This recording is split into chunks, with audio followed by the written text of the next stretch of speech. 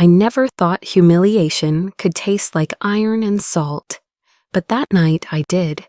My father's hand struck across my face in front of 60 people, and the room fell into an eerie silence until my sister broke it with claps and laughter.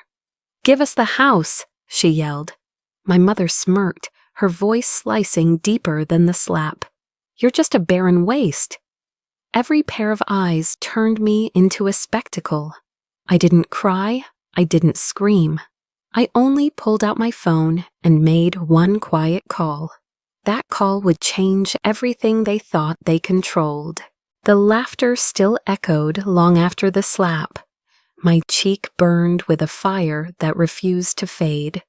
But it was the silence that followed, the kind of silence that exposes you like a stage spotlight, that hollowed me out.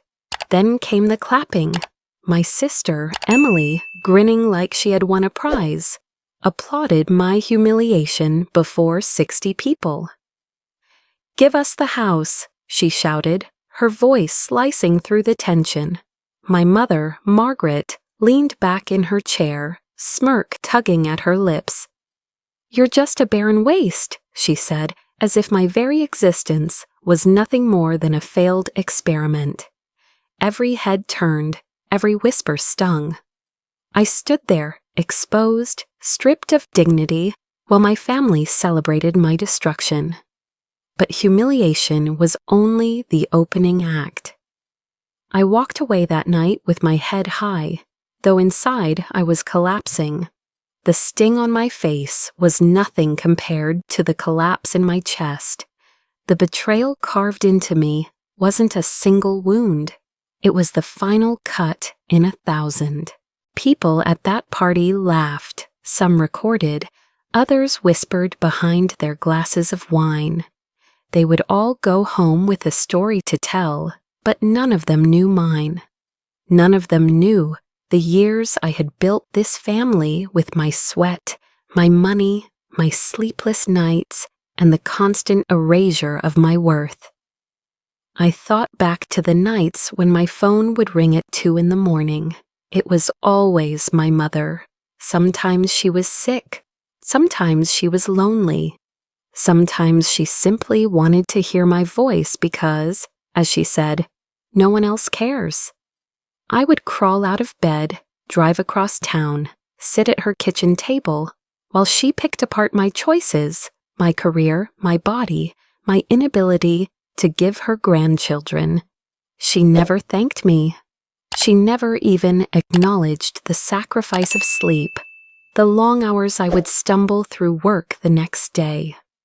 She only drained me, sip by sip, until my energy was gone. And then there was Emily. My sister always had a way of making her needs sound urgent, desperate, life-threatening. Rent overdue, bills piling up, a car that mysteriously broke down right before payday. I gave without keeping track, because wasn't that what family did? I thought the generosity would bind us closer. Instead, it turned into entitlement. She stopped saying thank you, stopped pretending she would ever pay me back. Money flowed one way, out of my pocket and into her endless pit. My father was no better. He carried disappointment like a second skin, a mask he never removed when looking at me. I could see it in his eyes whenever I spoke about my job, my home, or the life I was building alone. To him, success meant marriage, children, a legacy to parade in front of neighbors. My independence, my ability to stand without a man, was not strength to him. It was failure.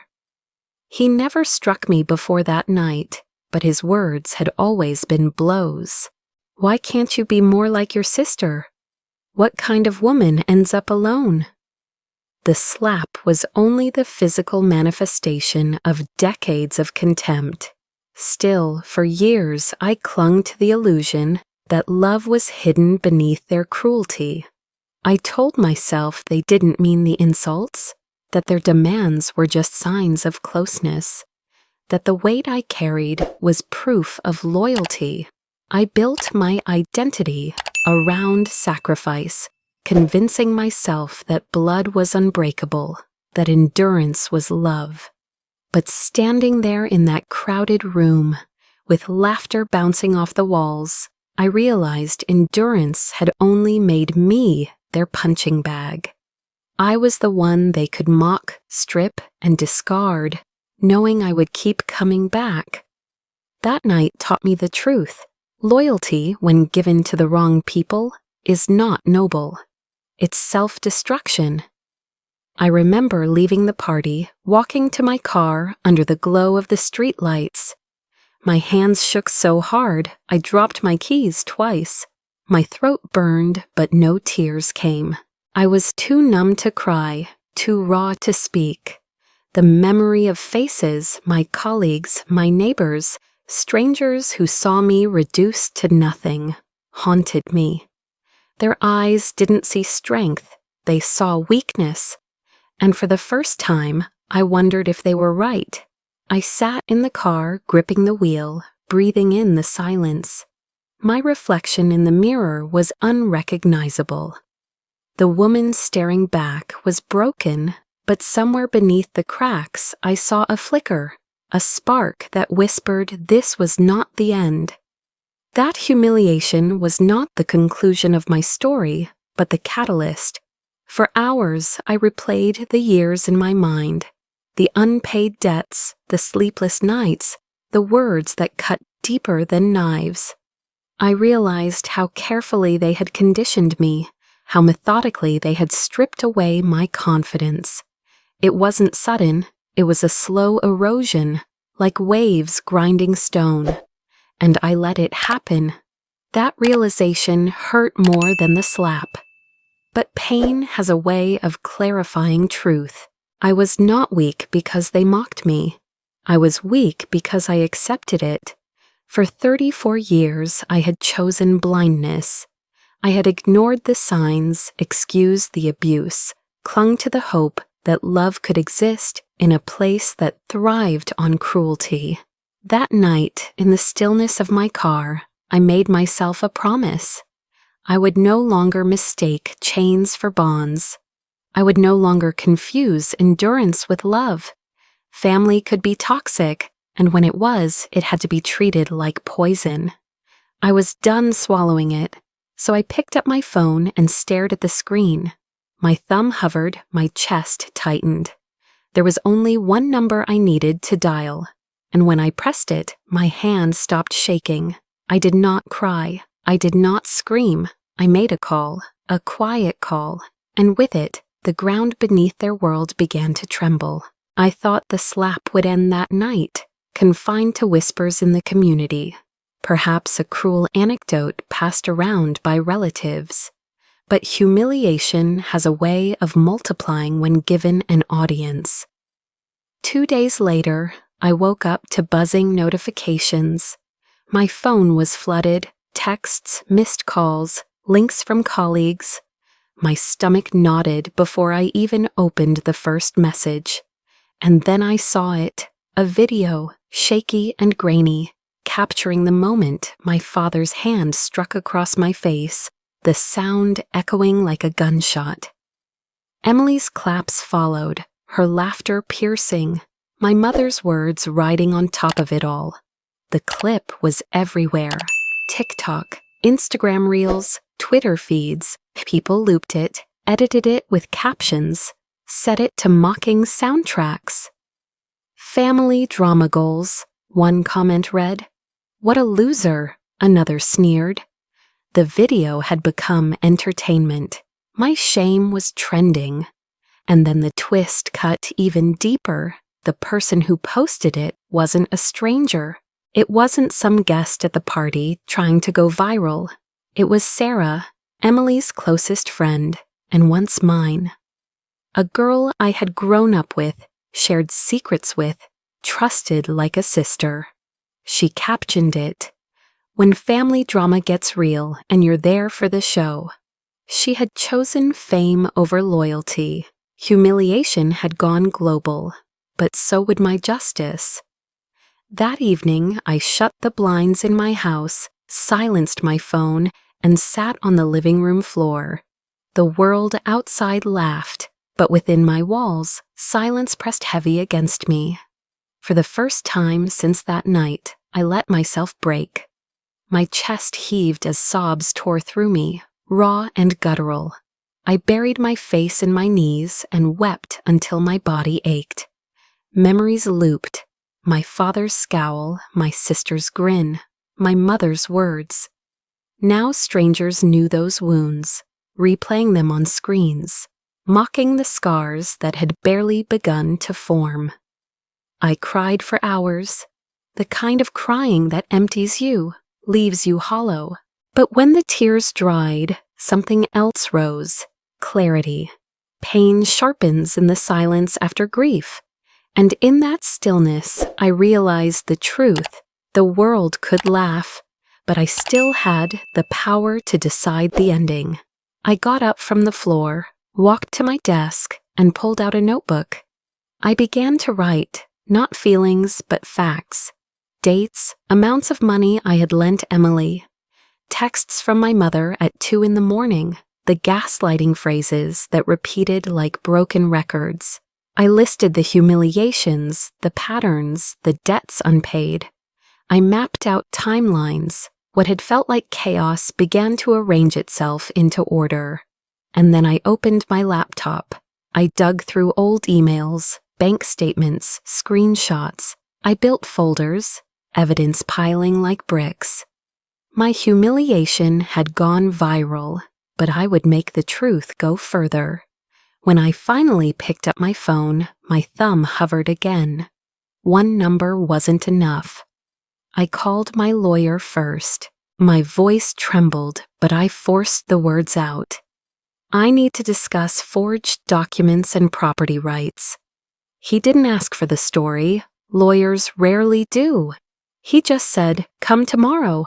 Bring everything you have." That was call number 1. Call number 2 was less about legality, more about narrative. I dialed a contact I hadn't spoken to in years, a woman who had once been my mentor, now a well-connected communications strategist. When she answered, I whispered, "I need help controlling a story before it controls me." She paused, then replied, "Send me the link. We'll make sure the truth finds its audience." By the time I hung up, I felt different. My body was still sore from crying, my eyes swollen, but inside me something had shifted. I was no longer flailing, I was steering. The same video that mocked me could be the weapon that freed me. The same humiliation that went viral could be the spotlight that exposed the rot festering inside my family. I sat back in the chair and exhaled. My life had cracked open, but cracks let the light in. If the world laughed at me, I would not crumble. I would weaponize their laughter. The lawyer's office smelled of paper and ink, a place where secrets were unwrapped, like files stacked neatly in boxes. I sat across from him, my notebook trembling in my hands. He flipped through the documents I had brought, old deeds, bank statements, letters my father had once signed. His brow furrowed, and then he slid a photocopy of a property record toward me. My stomach sank before he even spoke. "This signature isn't yours," he said. I leaned closer. My name was scrawled across a deed transferring partial ownership of my house, the one I had worked for, paid for, maintained, into Emily's name. Except it wasn't my signature. It was a cheap imitation, shaky strokes pretending to be mine. My chest tightened, rage boiling beneath my ribs. "Who filed this?" I asked, though part of me already knew. He adjusted his glasses. "It came through your father, witnessed and notarized by him." For a moment, I couldn't breathe. My father hadn't just slapped me in front of 60 people. He had endorsed stealing the very roof over my head. But then the lawyer's voice cut sharper. We also traced funding. There's a hidden account under Margaret Mitchell. Substantial sums have moved there, amounts inconsistent with her income. It appears she orchestrated this. My mother had pulled the strings, using my father as her puppet, Emily as her accomplice. They weren't just mocking me publicly, they were dismantling my life behind closed doors, brick by brick. I gripped the edge of the desk, nails digging into wood. One signature could ruin me or them. That night, I stared at the ceiling in my room, replaying every moment when I had doubted my instincts. I remembered how Emily had once joked, "Your handwriting is so neat, it'd be easy to copy." I remembered my father insisting I leave documents at the house for safekeeping. I remembered my mother's constant refrain, "Family shares everything." I had thought it meant loyalty. It meant theft. I knew I couldn't fight this alone. So I began to build what I called my silent army. First, the lawyer. He guided me through the legal maze, instructing me to gather more evidence quietly. Every paper trail mattered. Every misstep they had made could be ammunition. Second, a financial advisor, recommended through a colleague, who combed through years of records. He uncovered irregular withdrawals, unexplained transfers. He pieced together the hidden streams that led directly into that secret account under my mother's name. Numbers told a story, and this one spelled betrayal. Third, a therapist. I had resisted therapy for years, telling myself I was strong enough, telling myself tears were weakness. But now I needed more than legal strategies. I needed to rebuild the foundation of my mind. The therapist didn't tell me I was foolish for believing my family. She reminded me that abusers thrive on blind loyalty, that endurance had been my coping mechanism, not my failure. She helped me sit with the anger without letting it consume me. And then there was Aunt Grace. She was the one person in my family who had never demanded, never mocked, never betrayed. When I told her what I had discovered, her eyes filled with tears. "I knew Margaret was harsh," she whispered, "but I never imagined she'd stoop this low." She reached for my hand, and for the first time in weeks, I didn't feel alone. We sat together in her kitchen, a pot of tea between us.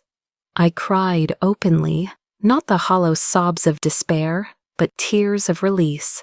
Grace held me the way my mother never had, steady and warm. "You don't have to fight this battle alone," she said. "You have me. You always will." Her words stitched something in me that had been torn. It was a quiet moment, a pause in the chaos. And in that pause, I felt strength returning. Piece by piece, my army grew. The lawyer prepared filings. The financial advisor tracked every cent. The therapist taught me to breathe through panic. Grace offered me a safe place to retreat when the walls closed in. They didn't just help me strategize, they helped me remember I was not disposable, not the barren waste my mother claimed. For the first time, I wasn't reacting blindly, I was planning.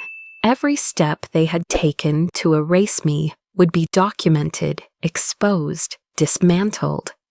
And I would choose the stage for their reckoning. Christmas was coming.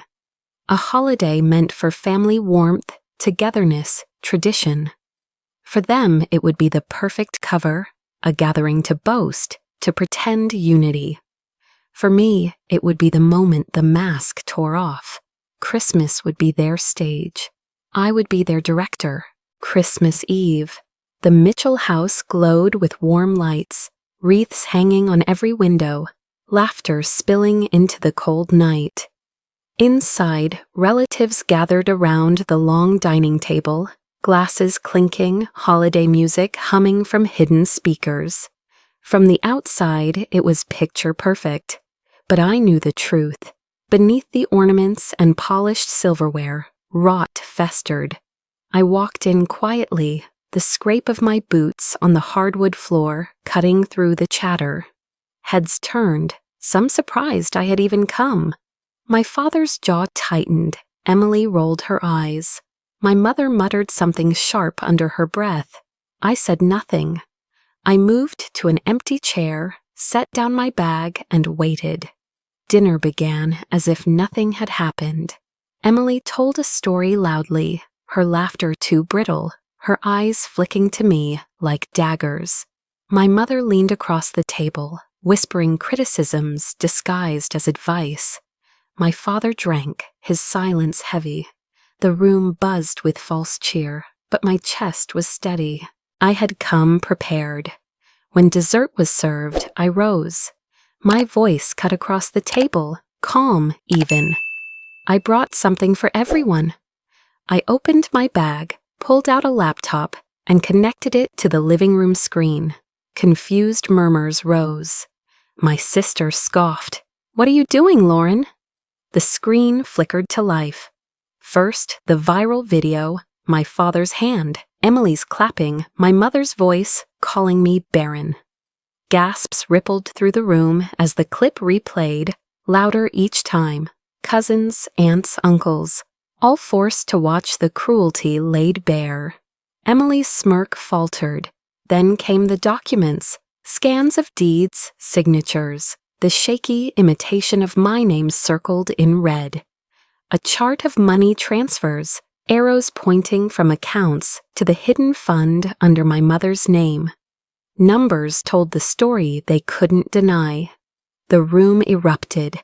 Questions flew, voices overlapped. Emily shot to her feet. "This is fake. She's lying."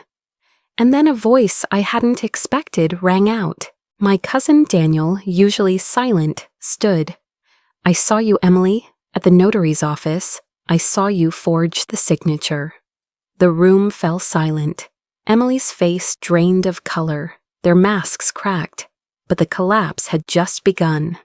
My father shouted, denying, swearing I had fabricated everything.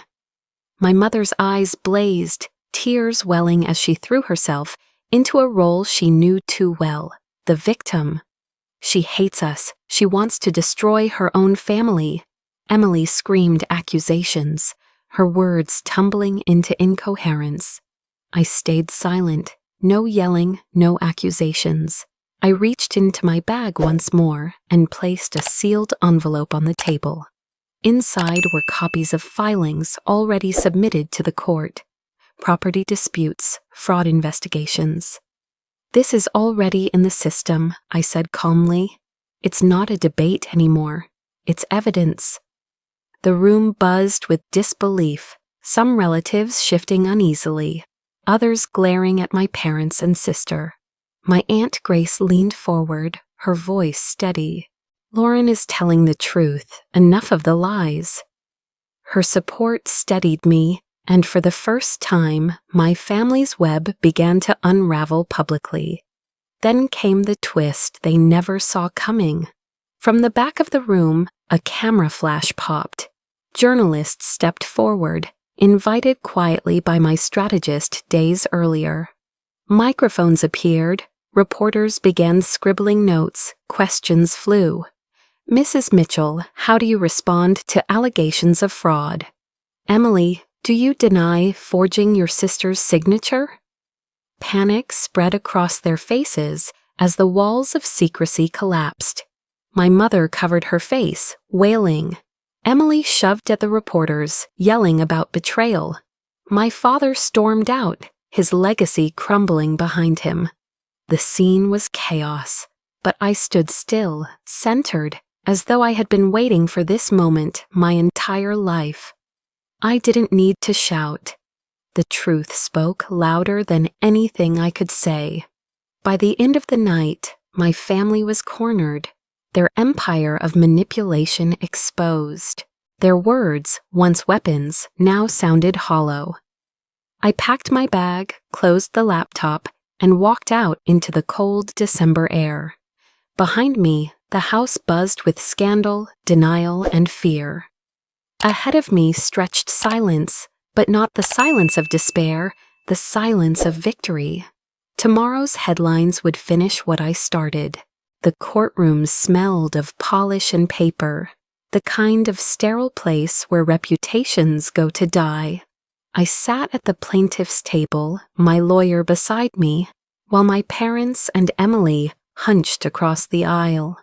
Their faces were tight, their clothes carefully chosen, but the shadows under their eyes betrayed sleepless nights.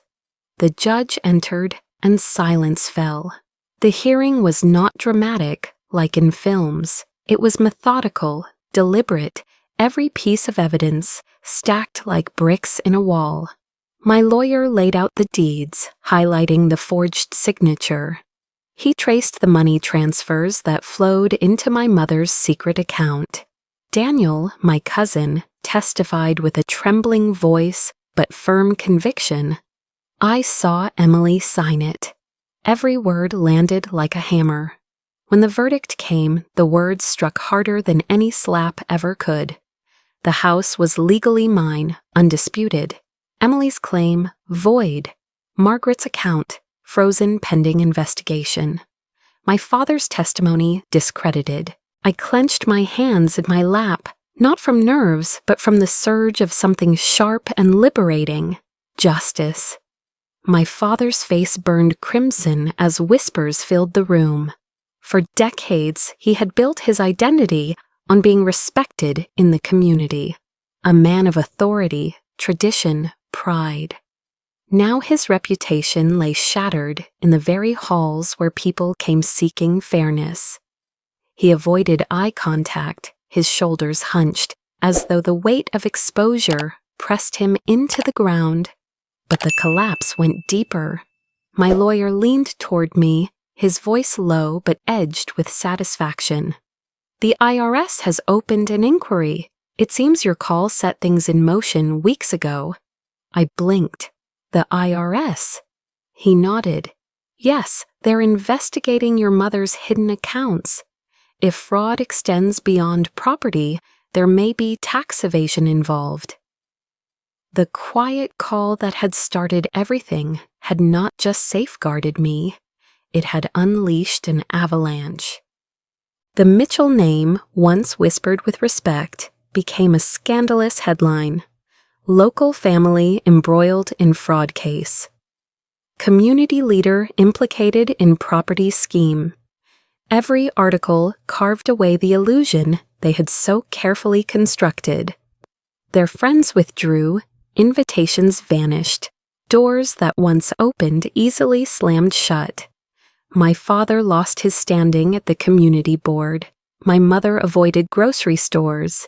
Emily deleted her social media after the torrent of comments drowned her. And me, I went home to my house finally and unequivocally mine.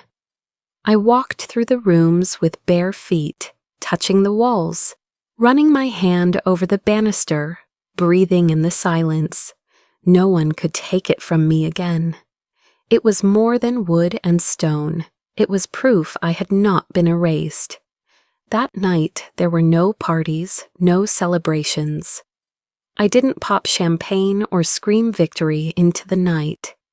I made tea, sat on my couch, and let the quiet wrap around me. I thought of all the years of exhaustion, of answering calls at dawn, of writing checks without expectation, of standing silent while insults sliced through me. All those years of swallowing poison. For the first time, the poison was gone.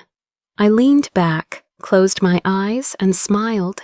Not a triumphant smile, not a grin of conquest, just a small, steady smile of release. I didn't need applause. The satisfaction was mine alone, deep and private. It hummed in my chest like a steady drumbeat, reminding me I was free. I thought of my mother's smirk, my sister's clapping, my father's contempt, and for once, they didn't pierce me. They were powerless memories now, trapped in the past. The future stretched before me, uncluttered, promising.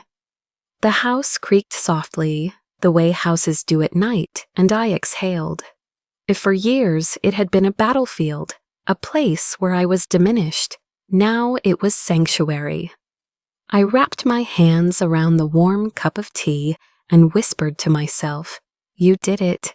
You survived." Outside, the world still buzzed with headlines and gossip, but inside there was peace. The sweetest victories aren't loud. They are quiet, still, and complete. But justice was not my ending. It was my beginning.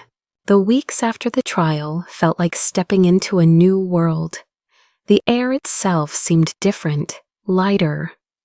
For the first time in my adult life, my phone was silent in the middle of the night. No demands, no guilt-laden calls from Margaret, no desperate texts from Emily begging for money. I had drawn a line in stone, no contact. Their numbers were blocked, their access severed. It was not anger that fueled the decision, but survival. I realized boundaries were not walls to shut the world out. They were doors I could lock to keep poison from seeping in. Each morning I woke in my home and felt the freedom of ownership. I made coffee in silence, sat at my own table, without fear of being interrupted by accusations or criticism. The house had become mine, not just legally, but emotionally. It no longer carried their shadow. It carried my strength. Work became more than just a job. My focus sharpened, my ambition reignited. Free from constant drains, I began investing time into projects I had once shelved. Colleagues noticed. Promotions followed. For years, I had been surviving. Now I was building. Then came an unexpected twist. My lawyer called me into his office, not about another case, but with an invitation. "We've had more clients reaching out with situations like yours," he said. "People trapped in toxic family battles. We think your story could help them. Would you consider working with us as a consultant? Someone who understands not just the law, but the psychology of surviving this?" The idea startled me. I had spent years being silenced, diminished. Now I was being asked to speak, to guide others through storms like mine. For the first time, my suffering wasn't just a burden. It was currency. It was wisdom. I agreed.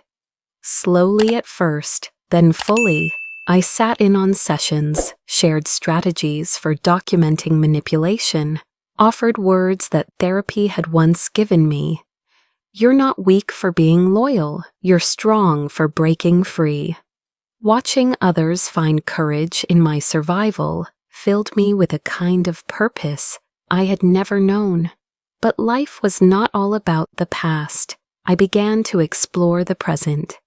With Margaret and Emily gone from my orbit, space opened for people who gave instead of drained. Friends I had neglected resurfaced. I attended dinners, accepted invitations, allowed myself laughter without scanning the room for judgment. I built a circle of people who saw me not as a resource to be mined, but as a person worth knowing. In the evenings, I wrote. At first, scribbles in notebooks, memories, lessons, fragments of pain, stitched into words. Then pages turned into chapters, chapters into a manuscript. A book began to form, not a tale of revenge, but of transformation. I wrote about endurance, about gaslighting, about the courage to say no. I wrote about the night of humiliation, the quiet call, the slow climb back. My story was mine again, and I would use it to light the path for others still trapped in darkness. The first time I read a passage aloud to my therapist, she smiled softly. "You're not writing just for yourself, Lauren. You're writing for every woman who thinks she has to choose between loyalty and freedom." Her words settled deep, confirming what I already knew. When the book proposal was accepted, when publishers showed interest, I realized the final layer of my rebirth. I was no longer defined by what my family had done to me. I was defined by what I chose to do with it. The day I signed the contract, I stood at my window, looking out over the city, and felt something I hadn't felt in years. Peace. True peace. "They thought I was weak," I whispered, remembering the slap, the claps, the smirk. But in silence, I became unstoppable. From the depths of betrayal, I had risen. From humiliation, I had built a platform. And from silence, I had forged a voice powerful enough to echo for others. The story was never just about revenge. It was about liberation. It was about building a life no one could touch again. And as I closed my notebook that night, I knew this was only the beginning.